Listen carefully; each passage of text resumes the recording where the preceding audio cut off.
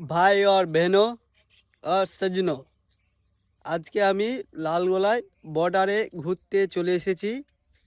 তো আমার নাম যুবরাজ আর আমার চ্যানেলের নাম হলো SAK মুস্তাক ব্লগার। আজকে আমি ঘুরতে এসেছি একদম বাংলাদেশের বর্ডারে, পাশাপাশি ওই ধারে বাংলাদেশের বর্ডার আর এই ধারে ইন্ডিয়া। তো বিএসএফ পিছিয়ে বিএসএফ ক্যাম্প, এটা হলো লালগোলা, এটা আশাধার ঘাটি বলছে।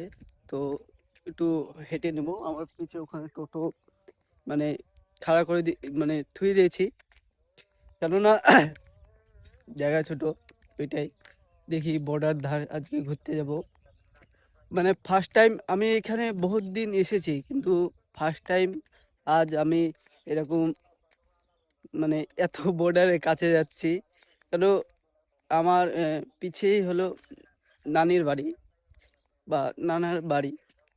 তো ছোটোবেলায় বহুত আড্ডা মেরেছি।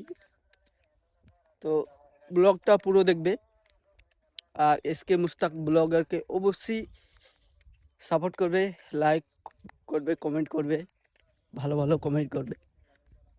তো হেঁটে হেঁটে যাচ্ছি, আমার পিছে লুকটা দেখায় আপনাদেরকে। হ্যালো, সে ক্যাম্প আর্মি, ইন্ডিয়ান আর্মি।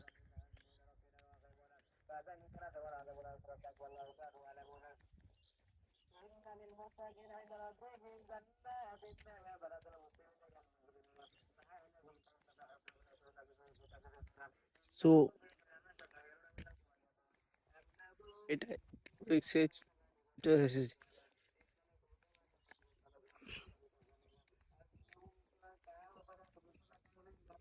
এখন সব দেখতে পাচ্ছ পিছে ভুঁই আছে, সব পাট মার ই করেছে।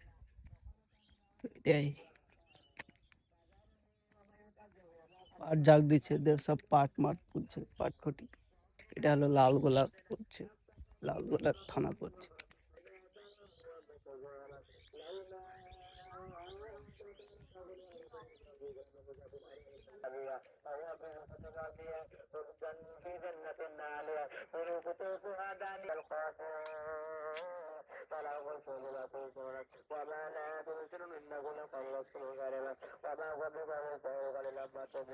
এইখানে ইন্ডিয়ান আর্মি।